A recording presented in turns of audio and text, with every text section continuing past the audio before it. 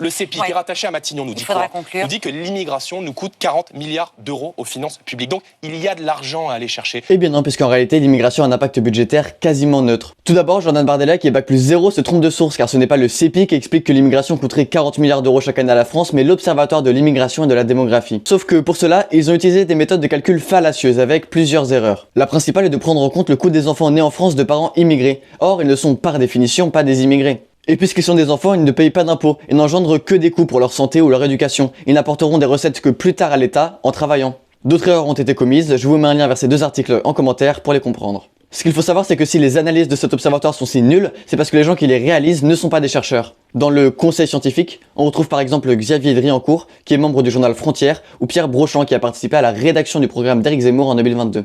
Et si les membres de cet observatoire sont d'extrême droite, c'est peut-être parce que celui-ci est financé par un milliardaire d'extrême droite, Pierre-Édouard Sterrin, qui est prêt à dépenser des millions d'euros pour faire gagner ses idées réactionnaires. Mais alors, combien coûte réellement l'immigration ? Selon l'OCDE, la contribution budgétaire nette totale des immigrés oscille entre moins 1% et plus 1% du PIB.